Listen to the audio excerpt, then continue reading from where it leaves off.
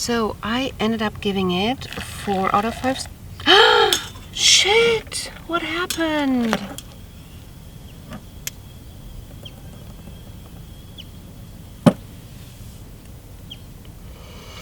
Okay. It's not my morning. I broke my French press and my chair. I guess we're having instant coffee. I made a mess. I made a mess. I made a mess, and that's okay because I guess I'm messy. Warcross by Marie Lu. Actually, Wildcard by Marie Lu. I gave it 5 out of 5 stars. What a way to start the month. I listened to it on audiobook while hiking. I wanted to share with you immediately my thoughts, and well, I couldn't stop I cannot pass on the opportunity to film my little review right here, right? I was a little bit worried when I started the book that it's going to be a necessary sequel. Yes, the story wasn't really closed out in the first book, but I felt like potentially the second book could be drawn out and not necessarily truly be enough for a whole book. Maybe just give it another 100 pages and call it one book instead of making it a duology. But actually some of the topics in this book really came through, and it really was worth it to have a second book in this. So yeah, I did end up giving it 5 out of 5 stars because some of the developments were a little bit unexpected for me. I was captivated the whole time. I was just digging it. And if you're digging me filming in a location like this and talking books, you have to check out my Around the World book series, because I do so many things while I'm traveling now that I'm filming in amazing locations like this. So yeah, definitely check that out. Now let's hike back and start the next book. A Bedding Woman by Jenny L. Walsh. I ended up giving this 5 out of 5 stars. Wow. I enjoyed this so much. This book is about this woman who is raised in New Orleans and due to a tragedy then makes the decision to move to San Francisco and start over, like with nothing at all. And she then develops her persona, who is a bedding woman. She is popularizing what is now known as blackjack, as a 21. I don't know how to properly pronounce it, but I hope that was not butchering it too badly. This story seems to be based on a true story, so it does feel like I'm reading a memoir at times. We're following her, most of her life throughout all of several stages, and it's wonderful to follow. But what I loved about this most is how this woman is written. Her personality is just everything that I want to read about. She's a strong woman. She knows what she wants, but also she's simply a woman. She's a real person, and she's not just this perfect image or this perfect portrayal of somebody that we think people should be or that we want people to be.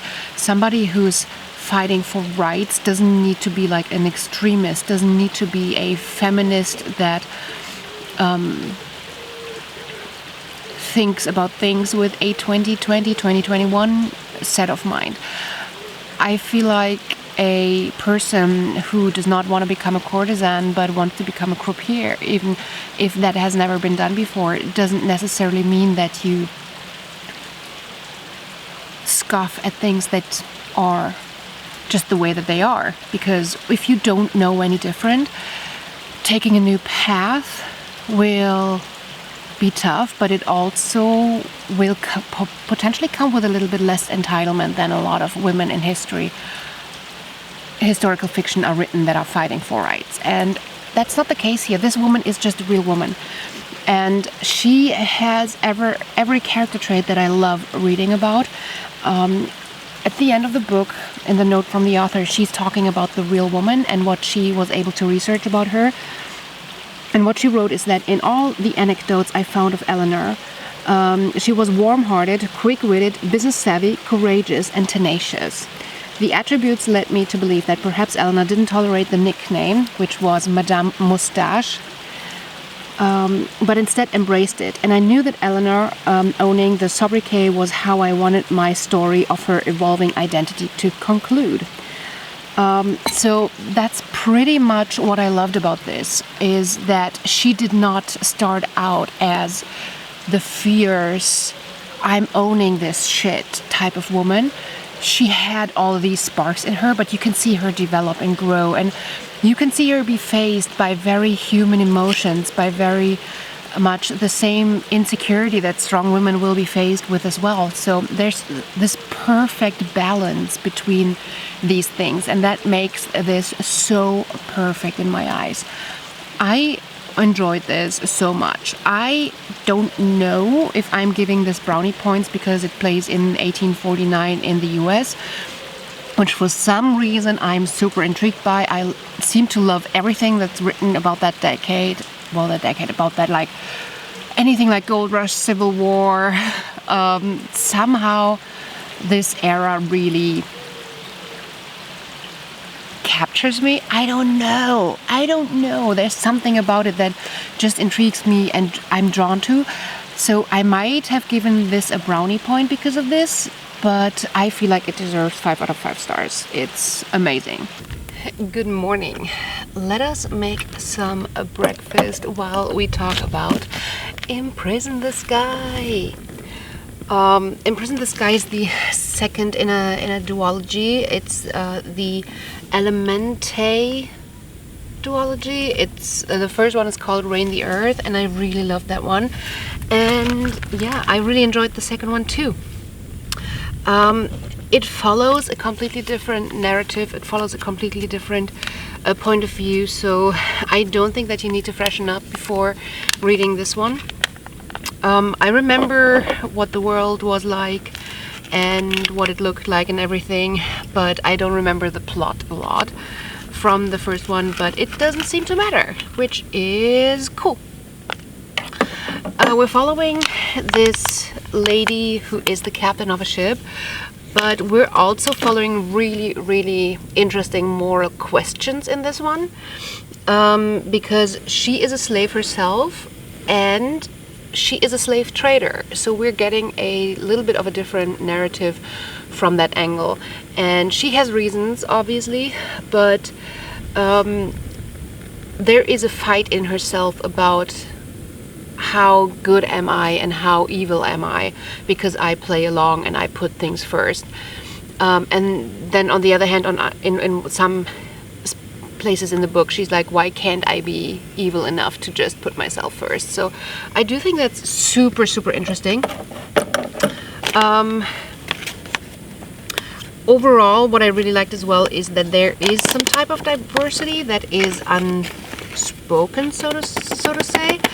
There's a level of diversity, especially in terms of sexuality, that is normalized, which I'm a big fan of. I think I talked about this in the last book as well.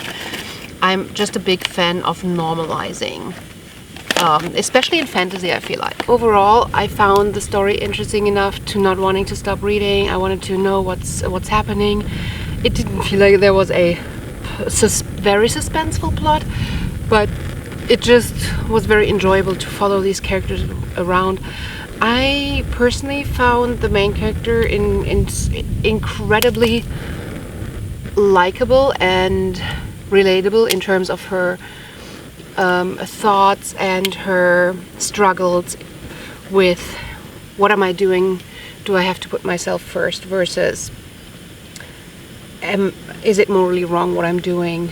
I really enjoyed that. I enjoyed the diversity. I think we talked about this already.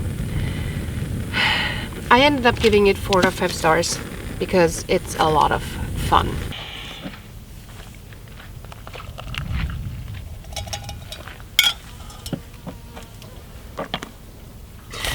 Okay, let's finish this up because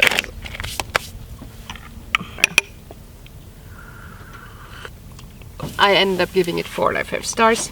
I don't know what it would have needed to get a 5 out of 5. I think it has some really deep topics in a unique, different way. It has great characters. I enjoyed it. It has an interesting world. I think maybe a little bit more suspense for some reason. I don't know. Recursion by Blake Crouch is a sci-fi book that pretty much talks about memories, altering memories, and potentially timelines. So what is real, what is not real? Just imagine waking up and all of a sudden remembering a whole other life that you had and not knowing what memory is real and which one's not. It raises super interesting questions, and it's just very suspenseful, and I enjoyed the whole ride so much.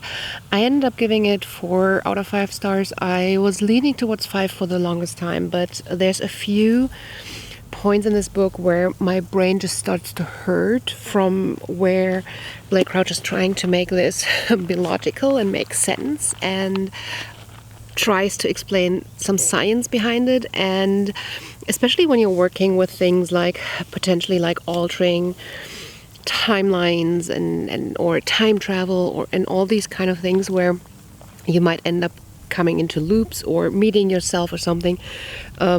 Not saying that this is happening, not all of this is happening in here, but whenever you're touching these type of topics, I find it really hard to come up with a really strong logic and a really strong scientific narrative that doesn't make my brain hurt, because usually there's some kind of flaw or some kind of error happening where the logic doesn't work anymore. And this book does run into similar problems, but I do think that you can look past it very easily because they're not as strong as in other books. So it's something that you can look past, but this kind of took the 5th star away. But it's still, I really enjoyed it a lot. The Shadows of Self. I ended up giving it 4 out of 5 stars. I have no idea how to talk about this without going into like spoilers from the first book, because this is the second book in the second era of the Mistborn. The universe, I don't know, it's like the second trilogy. And boy, I enjoy this trilogy so much. I love the characters. The characters have the exact amount of banter and sass, and oh, they're so good. But then also the storyline feels a little bit more like a murder mystery storyline, but in a good way. I'm not necessarily a murder mystery type reader, but with this one I really enjoy it. It has the right characters. It has a fantastic setting. The setting is very much in between a fantasy and superpowers heroes kind of deal, while the heroes are heroes because they have incredibly complex pasts, and they're all different, and they are very, like, they're not one-dimensional, which I love. I also really enjoy following Steris, which is probably not the most favorite character. Just saying, but I love that character, what the character brings to the table, and yeah, I just enjoy this so much. So the first sentence in this book is Waxilium Ladrin, lawman for hire, swung off his horse and turned to face the saloon. I remember thinking that I would probably rate this 5 stars if it was Sanderson, because I kind of suspected it was Sanderson, but because it sounded so Western, I ended up giving it 3 out of 5 stars because that's more realistic to my reading taste, and well, we're in the middle. I'm not sure what these books would need to become a 5 star. I'm just, for some reason, not as dipped into, like, I'm not lost in the world and I can't get this emotional tie that is like, oh my god, I love being in this world, I don't want to come out of it, I love these characters so much. I'm not emotionally invested that much as I would like, if that makes sense. I don't know if that makes sense, but anyways, that's my rating. The first Binti. This is the trilogy, but I only read the first because that was part of the Interstellar book club, and boy am I glad that they made me read this finally. This is a clear 5 out of 5 stars. I enjoyed the character Binti so much. She was so simple yet complex. She had such a beautiful character, which just made sense to me. It wasn't overdone. It wasn't overly like I'm heroic. It wasn't overly I'm villainy. It was just, I mean, she wasn't villainy at all, but it just, on just like 80 pages, wow, this can be considered a short story, and I'm not a short story person at all, but this, so good. I love the storyline. I love how the main character is just working with assumptions in the world and her place and how she doesn't fit, but yet she ends up potentially being the best diplomat in this situation because she dares to try and use diplomacy instead of force. And I love how in this book we are also getting a view behind, Binti is a character who is going to a university where none of her people have ever gone, like her culture. And while on the trip there, they are being, I don't know what the right word would be, but pretty much it's like pirates, like spaceship entering and killing, and there seems to be a long battle between different races and they cannot communicate with each other. So once, through some of the things that are happening, some form of communication is starting to be set up. We learn some of the reasons behind the fighting, and you're like, well, isn't that ridiculous? Because yes, it is. And I just love it. I just love it so much. I Am Elephant, I Am a Butterfly by Leslie Tall Manning ended up being 2 out of 5 stars. I was extremely disappointed by this book. This book was supposed to be about eating disorder, about a girl who is morbidly obese and is being sent to a fat camp, and there she finds she really doesn't want to be there. She thinks that this is gonna be awful, and then she finds a diary from probably somebody from another camp, and even the synopsis of what is supposed to prompt you wanting to read this kind of tells you that potentially there's going to be some skinny people involved, and they will most likely somehow get together, come together and learn from each other, or learn that they're not as different as you would think. So far so good. I was really looking forward to having a really good representation of eating disorder, especially of somebody who's obese. But this was not it. I was very close to DNFing this at around 10% because there were so many things that not only annoyed me, but I found actually harmful. It was very much not only pondering on cliches, I was taken aback and felt like, how is this supposed to be written from a morbidly obese perspective when none of how it's written really sounds like truly a person who is struggling with it? We never ever touch on the fears and thoughts that somebody with an emotional eating disorder, so emotional eating is supposed to be at the core of this eating disorder of this girl. But we don't really get to it. She talks about, I want to spend my summer with my friends, McDonald's and Wendy's. I'm like, a morbidly obese person who is struggling with shit does not. I don't see a person saying something like that. I might be completely wrong, but it just doesn't feel right. And there were some things where I just felt like the author had a complete disconnect how either these things are treated or how a person who is morbidly obese feels.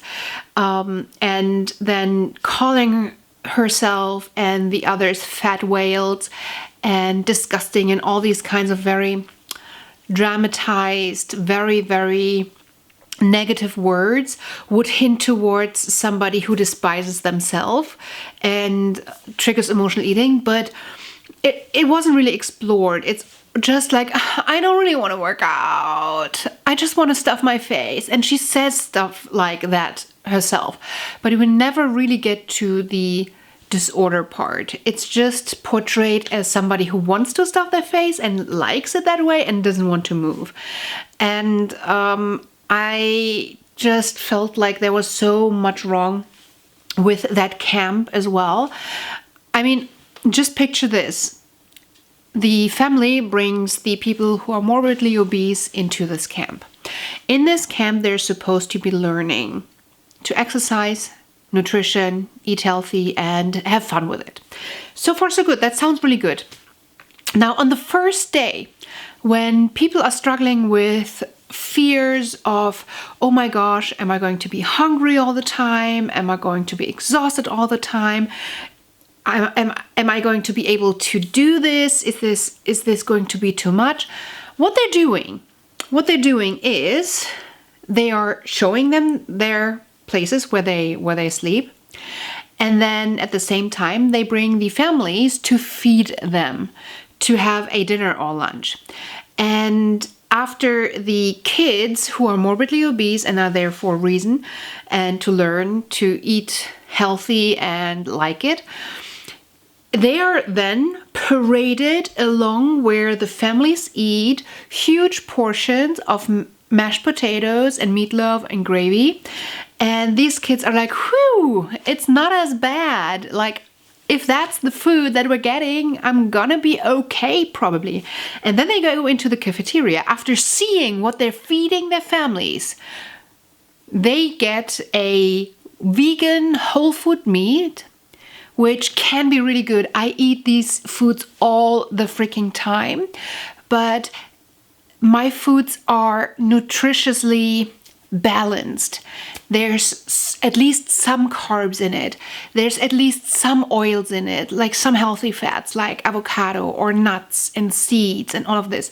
No, what they're getting on their first day, when they're probably at their height of their fears, they're just getting cooked veggies. Like a variation of cooked veggies. Hey, you can take either a scoop of cooked spinach or a scoop of cooked corn or a scoop of cooked beans. Like green beans. How is that helping them? I mean, how you really think that now they'll be like, oh yeah, I have that in the bag, I can deal with this.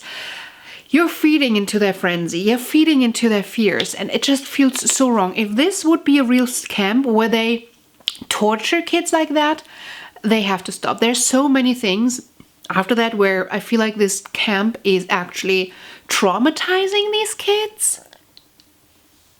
The author obviously has not struggled with an emotional eating disorder and has obviously not struggled with overeating or being obese or anything, because none of these kids ever had real fears that somebody with an eating disorder and or who's morbidly obese has. It's like when they come into the hut and she's like, oh wow, when we were in our lacrosse camp, we had bunk beds. Here we don't have bunk beds, probably because they think that they would break because we're all so fat.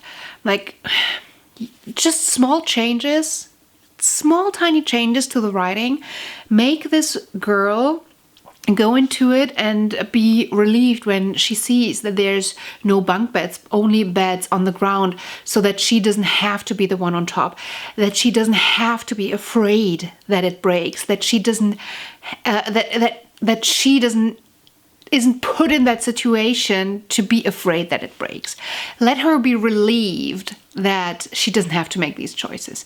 Let her go into the cafeteria and be relieved that there's comfortable big benches that she isn't afraid of breaking.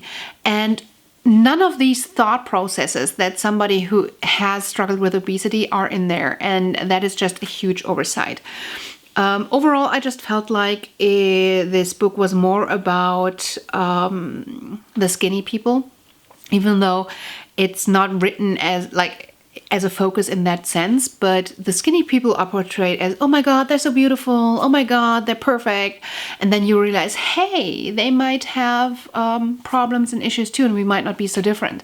So it feels to me like what this book is much better equipped at doing is saying, hey, as a morbidly obese person, people already know that you might be struggling with this kind of stuff, but you are fetishizing, you're glamorizing what we as skinny people are, and you might be feeding into our disorders, into our problems, because we actually aren't perfect, and we actually might have a disorder that brings us to looking like we do. And I don't know, it was more about empathy for the poor skinny bitch. That's what it felt like. And just so many problems from my perspective. If you want to know more, I didn't DNF it because I felt like it was important for me to continue through and actually comment on all the things that I feel like need to be called out. And I used Goodreads and I used the update system to comment my updates and I'm a little bit more specific and comment to different situations there. So if you want to know a little bit more, feel free to go over there to Goodreads and read my updates.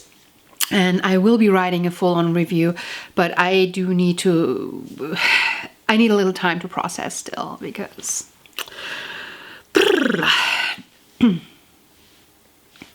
all right before that, I finished The Woman Who Writes Like a Man by Tamora Pierce. I loved being in that universe again. I gave it 4 out of 5 stars.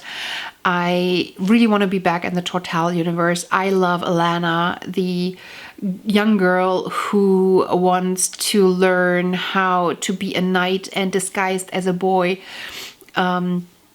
swapped with her twin brother who wanted to become a sorcerer, which is something that usually girls would do.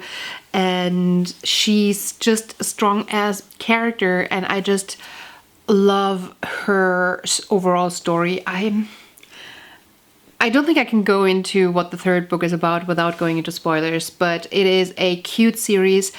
At times it feels a little bit off the pacing and that this is the third book. They're very small books, but they don't feel like small books that are well-rounded in itself, like potentially something like the Wayward Children. I love the size in the Wayward Children, but here you can really tell that this was supposed to be one big book.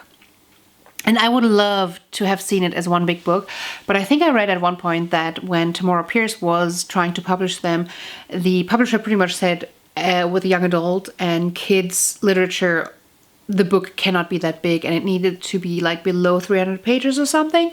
So she split her story into several books because of that. And that shows. I wish I would have read it as one big story, but I enjoy the characters, I enjoy that world, and I can't wait to continue in that one. So 4 out of 5 stars.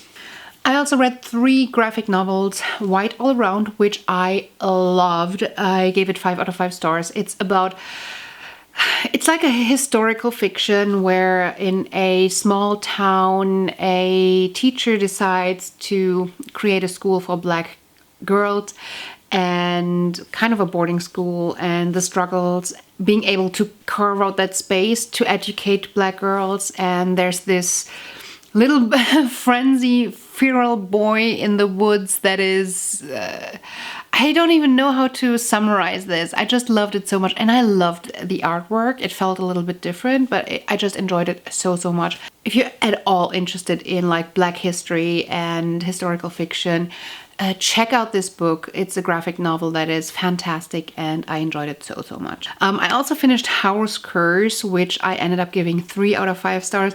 I just wasn't able to connect to that story as much.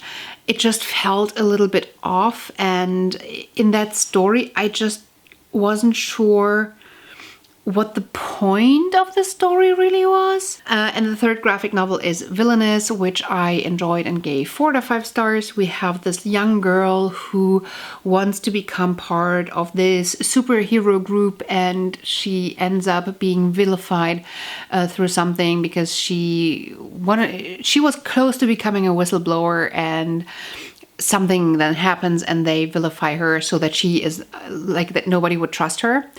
And it's actually quite interesting how they did that. I like the idea because it's very unique, but at the same time, like, how does that work? But at that point, she pretty much starts to join the group of villains who, guess what, turn out to be not as villainous as you would think.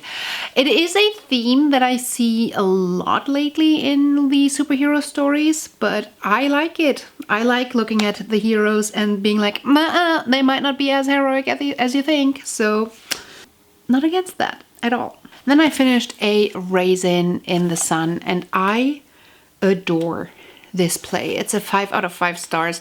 It's a play about this black family in Chicago that is waiting for an insurance paycheck that is supposed to belong to the grandma, to the mother, and the family is starting to discuss what to do with this money. And this is an amazing reflection of the society, of the situation, of the it just shows so many societal issues and things and threads and themes, and it's so good, and it just flows so nicely, and it's a very, very quick read as it's a play. I enjoyed the characters. Some of the characters annoyed me to the point where it still was realistic that they annoyed me, and I enjoyed them for that because they were supposed to annoy me at that point. I feel like when somebody does something stupid, it can still be make a great character, but I'm like, well, don't do that stupid thing. So I really enjoyed it. And again, if you're at all interested in focusing on Black-centric literature that's representing struggles as well as positives, everything and anything, I feel like this is a staple. I especially love the title and what the title means, and it's just something that image of the raisin in the sun that is dried up and crumpled up is just burned into my brain, and I love the imagery there. It's so good. Souls by Victoria E. Schwab is the third in the Cassidy Blake series. It's a middle grade. I don't know if it's if you're supposed to say horror, because I don't feel it's very horror-esque, but it is spooky. It's about ghosts. It's about this girl who can enter the realm of ghosts. Her best friend is a ghost, and I really enjoyed the ending to this trilogy a lot. I think that it was tied up really, really neatly, and in some ways, in a little bit of an unexpected way. I think it's one of the cutest middle grades that I've read, but then I haven't read a lot of middle grade in my life, so I'm probably not the measurement for that, but it's a total recommendation.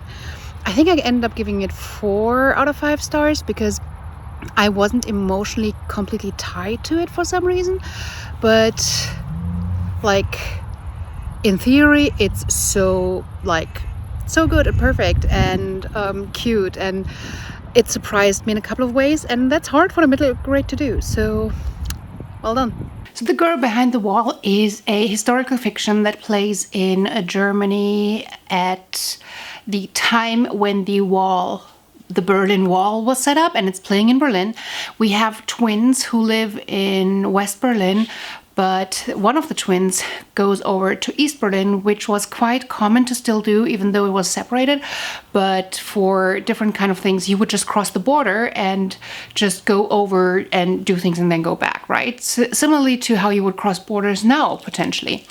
And so she went over there for something. I'm not even sure what it was anymore, but she went over to East Berlin and her appendix burst, I believe. Was it her appendix? But anyway, she landed in hospital and she had to stay a night in hospital. And during that night, the wall was set up and all of a sudden people weren't allowed to leave anymore. So now you have a family split into a twin on one side, the other twin on the other side. And it's just following these two and their relationship and navigating the difficult political situation of the GDR. It's so weird for me to say GDR because that's the English word for German Democratic Republic, but I just know it as DDR, Deutsche Demokratische Republik. So it's weird for me to say GDR, but anyways, it was a very tough time, and I really enjoyed how this book touched on most of the aspects that I would want a book that tells a story about a split family wants to touch on. There's one aspect of how they were able to meet each other a couple of times and find a loophole, so to speak, that just felt a little bit unbelievable. I don't know much about the history of that area to confirm if it actually happened that way, if people did find this type of loophole, but the way that it was explained, I was like, nah, you can't tell me that's real. You cannot tell me that's a real thing that the Stasi wouldn't have noticed, that they wouldn't have seen. No, but it was still a really good book. I loved the writing style. I enjoyed the characters. I enjoyed their inner conflict. They had reasons for both sides. What I would have wished for a little bit more is a little bit of an understanding why people liked the GDR, why people on the eastern side enjoyed being there. It just was highlighted as, hey, this is awful and this is like a prison or feeling captive, etc. But there were a lot of people who really liked it and supported this type of government. And you have in this book a couple of people who are supportive of this government, but I feel like it's not really explored as to why they do that. And I think that this is a little bit of a missed opportunity. But overall, the voices were great. The characters were nice to follow. I really enjoyed this story a lot, and I can look past the few flaws that I feel like this had, so I ended up giving it 4 out of 5 stars. A big thanks to Lorena, who I have to thank for reading Rosemary's Baby. I rated it 4 out of 5 stars, and I have to say I really did enjoy it a lot more than I thought that I would. I got it recommended, or she made me read it, as it was part of my TBR challenge, which is out of my comfort zone and then let a friend pick. Lorena had prepared a little video for me, and if you haven't seen my TBR challenge, you should definitely check that one out, where she talks about why she's recommending Rosemary's Baby to me. Also, if you want to recommend me a book to read for this particular challenge, reach out to me or just watch my TBR video for some details. Anywho, I really enjoyed it a lot. I thought it was going to be a little bit more horror than it ended up being. It was creepy, and I was expecting like a horror aspect to just come around the corner at any stage, and it did and did not. It was the type of horror that I can still stomach, so to speak. It was kind of like a psychological tension, and there was a mythical aspect to it, but it never went into like a gross or too scary area that I didn't like.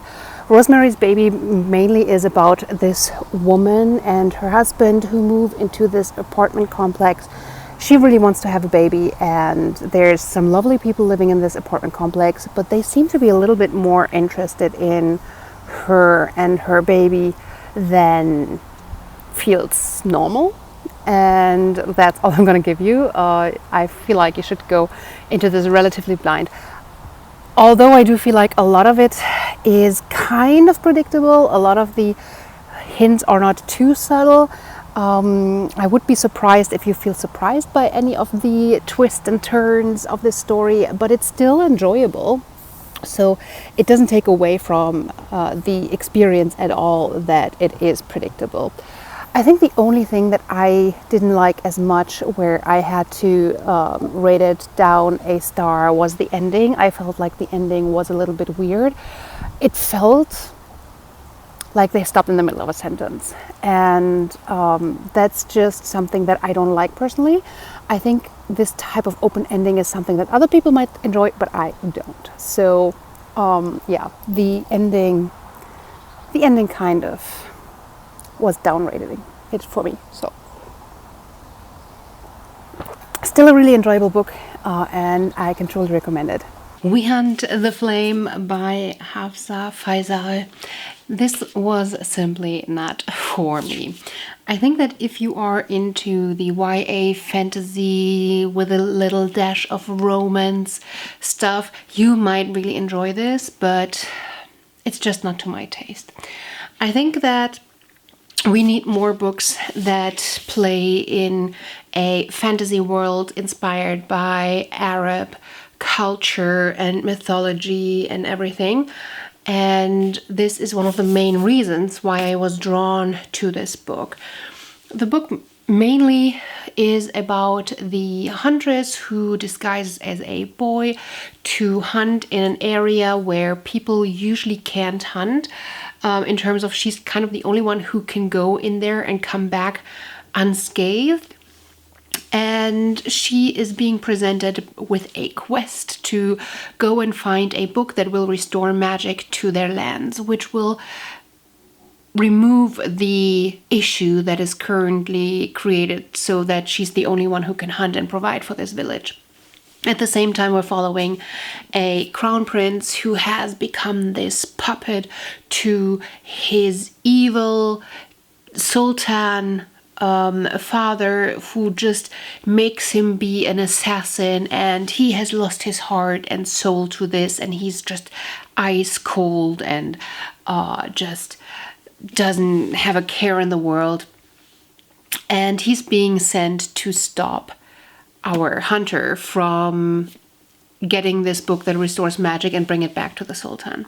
So that's pretty much the main two characters. There's a few other layers and characters, and that's all fine. The area where the huntress is from is the only caliphate that suppresses women, and women are not allowed to do anything, and the caliph is very sexist and doesn't believe that women can provide anything good, pretty much. So the basic setup is quite interesting, but it already felt a little bit tropey when I read it. And then diving into this, well, first of all, for the first half, I had no idea what's going on. But that is my issue. I have to put in the work to understand these Arab-inspired worlds better than I currently do. If you like tropes like enemy to lovers, a female character that is saving the world, I don't know what that trope is.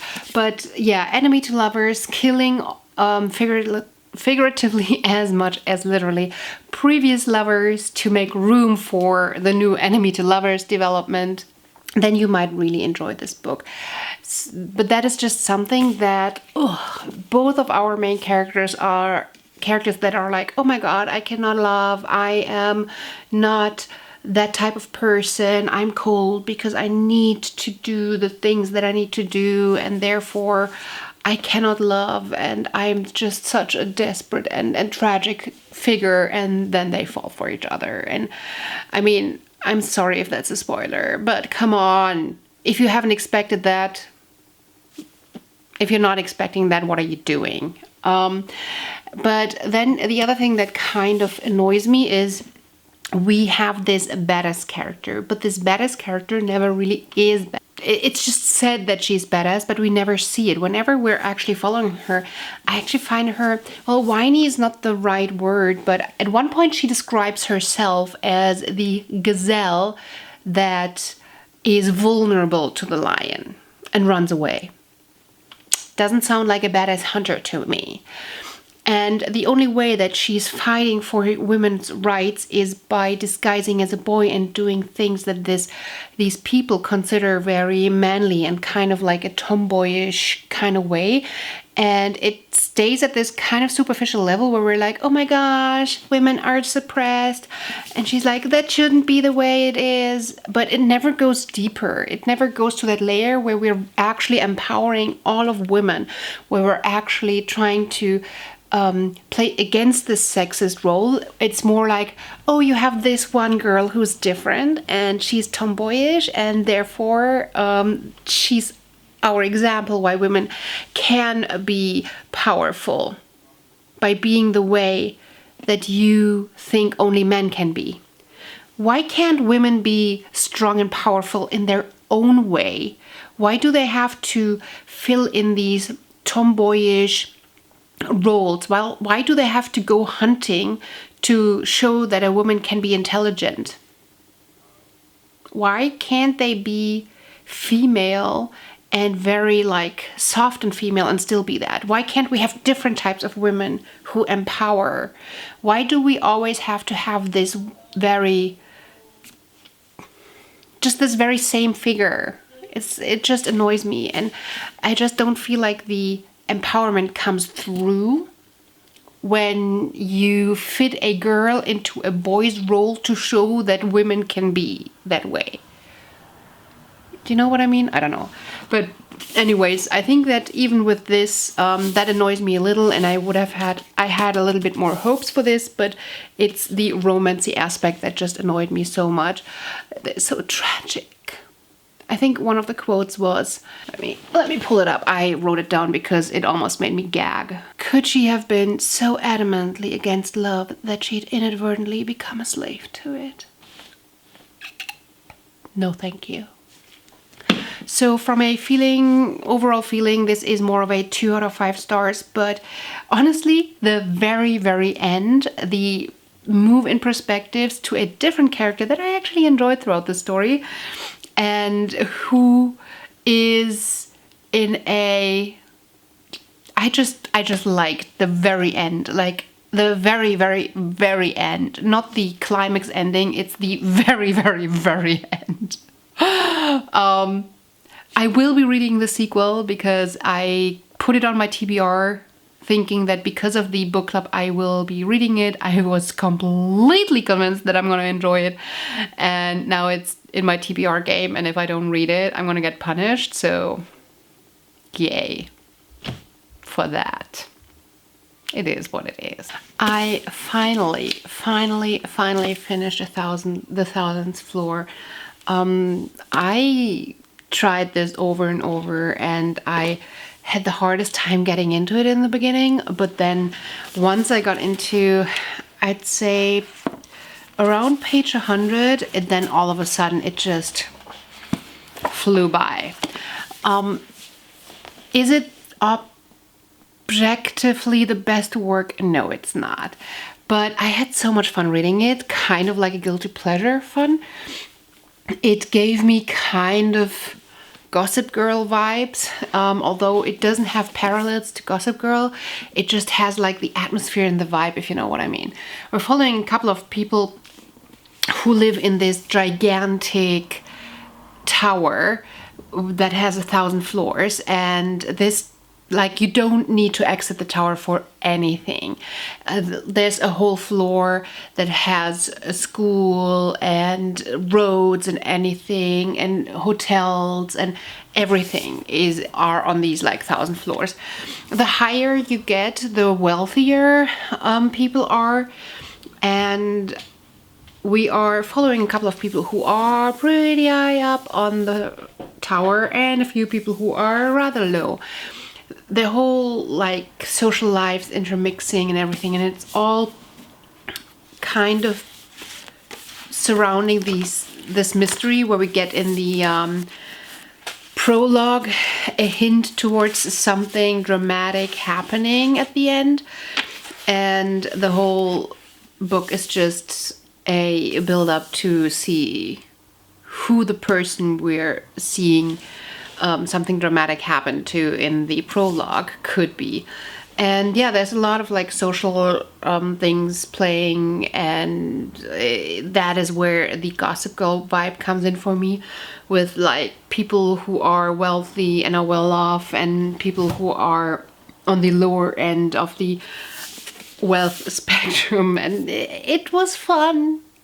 Was it objectively good? Probably not, but I enjoyed it.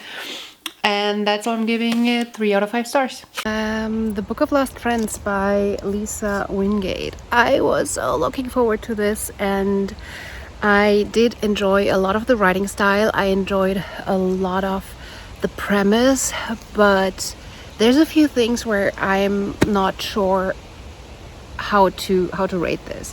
So the Book of Lost Friends follows 2 timelines. One in 1880, where we have a previous slave, because they have been freed, but she is going out and looking for her family because they have been separated during the last years of the war, while some people in the South wanted to either try and get a last hooray out of slave trading or save their property or whatever, but pretty much they got separated, and a lot of people were starting to look for their family in the after the Civil War.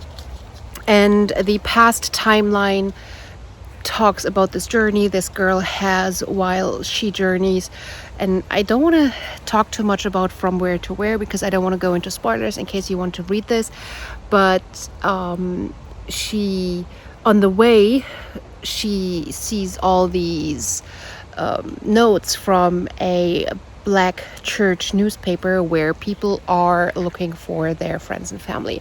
And I enjoyed how the author put snippets of this, like prints of this from the like Lost Friends section into the book, and it just made it very, very real.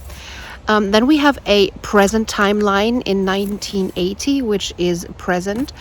And there we are following a white teacher who goes into a school in an underprivileged area and tries to teach these kids literature.